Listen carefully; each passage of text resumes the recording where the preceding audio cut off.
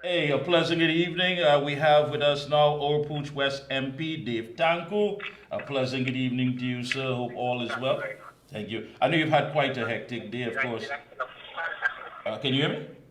Yeah, I can, yes, Yeah, yes. I know you had quite a hectic day. Earlier today, there was a UNC press conference titled The Critical Failure of WASA at the headquarters of the party in Shigona. Several MPs, corporation chairmen, and mayors. Give us an insight, the critical failure of WASA. This is something we're hearing from all quarters here in Trinidad. Well, throughout Trinidad and Tobago right now, we have a severe water crisis. We have persons in this country in the 21st century. It's a country that's considered a developing country, but one of the larger, more stronger economies in Trinidad, in the Caribbean. And we have persons in this country who have been without pipe-borne water supply for upwards of a month, in some cases as much as 2 months. Persons have not had water. So you can imagine that people don't have water to bathe, to drink, to wash with. So what that has caused is a serious loss in manpower. We have a serious loss of financial earnings. We have restaurants that have had to close down. We have schools that closed today. My office was forced to close for the last 2 days because we do not have water. So it's not just an inconvenience. There's a looming health hazard as a result of this. Now, WASA wants to give the impression that this is something recent. WASA wants to give the impression that this is a recent event that was only caused because of the collapse of the diesel cut and so on just recently.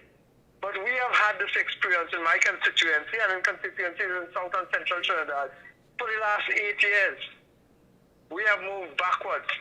WASA has been giving us schedules. I remember very well. We used to have schedules of water supply once a week.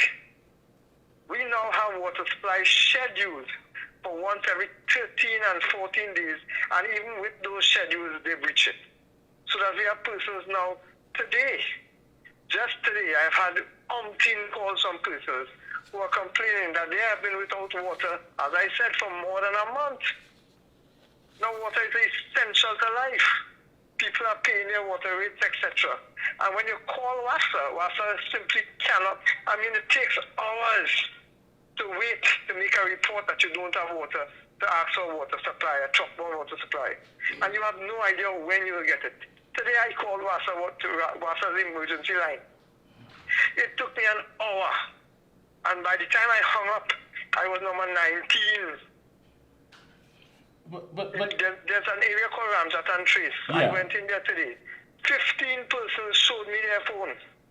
They would have spent upwards in total, between the 15 of them, more than $600 on phone calls to WASA to get a truckbound water supply. And what WASA told them is they have no idea when, because the demand is so high.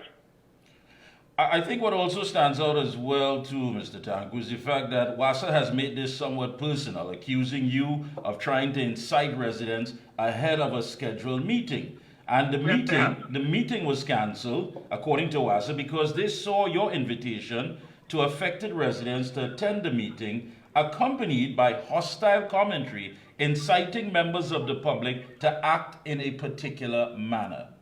Well, I raised that issue today, and I showed the advertisement, which basically said, come voice your concerns. That is what it said. Come voice your concerns. Two things. Two things. Come voice your concerns. Let's start with the duty sentence. Come voice your concerns, and come and hear what WASA is going to do to alleviate your problems. So WASA had the opportunity as well to do two things. They could have come and listened to the people's concerns, and they could have come and provide some kind of idea to people, some hope for people. Some hope for people. Because it makes you wonder, under the past government, which of course Kamala Posa and the partnership, it was basically water for all. There were areas where the blue barrels were no longer seen. That was eradicated. That was moved out. Now the title is Water Above All.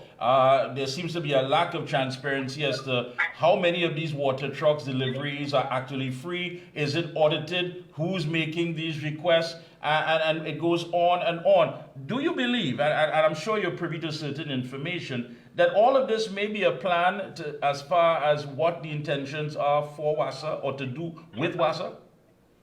I think it's a deliberate attempt to shut down WASA. I think it's a deliberate attempt by lack of funding, lack of provision of sufficient resources, etc. What they are doing is they're creating a space whereby WASA will have no, people will go against WASA, will be hating off on WASA because they're not getting water and blame WASA for it. But it's the lack of resources by the government towards WASA. WASA has already been told by the Minister of Public Utilities that they're looking at restructuring. Restructuring along the same lines that they try to restructure Petrotrim, which means to close it down and workers will leave. Today at the press conference, I called on individuals. I called on officials of WASA to be very careful what they're doing and not to follow the directives of the minister, because the minister intends clearly to shut down WASA. Yeah, and as far as this expenditure of over $420 billion of taxpayers' money with nothing to show for it. I mean, there are people that you're talking about that definitely are in a crisis, but yet they're still being built for supplies that they are not getting. And perhaps the worst part about that is when we try to get information from the minister, when we try to get some kind of feedback from the minister, some kind of information, what we are told is that the minister is not available. There are promises of all sorts, but nothing is being provided, no information at all. WASA had the opportunity on Tuesday last at my meeting to do a presentation to tell the population what they are doing to relieve their issues. Instead, they ducked and they ran because the minister advised them to so do. Yeah, and where does that put us now? I mean, like I said, people are crying out. This is definitely a crisis. You're talking about some places without a month or even more as far as getting water supply. How are people bathing? How are they taking care of their needs at home if this continues?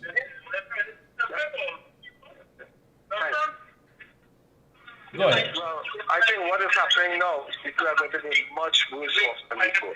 There's going to be a major people are going to be desperate need and not being able to access.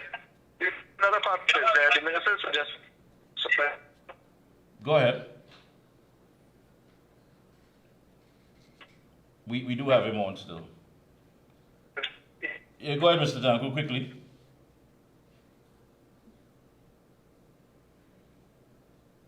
Let's see if we can, we do have him on still, just to get it back. Yeah, it is a very, very hectic, it's one of those nights, as we see. Okay, so we are getting him back on. Thank you. I know, it's one of those evenings. Before you go, I want to ask you, according to a media, in your capacity as chairman of the United National Congress, according to a media release from the UNC earlier today, political leader Kamla Prasad-Visesa has officially placed the party on general election footing. If you could expand on that first, please. Well, we think that the government has already lost. There's a minority government in the world now. The other thing I'm just here to introduction. This is my wife, Pamela. Right, so we are outside here. I know that, go ahead. Right, so we have a government that is a minority government. They just lost the local government election. So there's a bit of a crisis and a worry for them. But they continue to deteriorate. This country cannot continue the way we are going right now. Every day is a different crisis. We have a water crisis, we have a crime crisis, we have a foreign exchange crisis, we are going to have a health crisis pretty soon. It's really bad. So in light of all of that, we have been put on an election footing. We are going to push this government until they are held to account, and the best way to be held to account is for them to call an election now. All right. Well, thank you so much for taking time out. I know you're out on the outside. Thank you so much again for being on the Observer, and we'll be checking in with you periodically.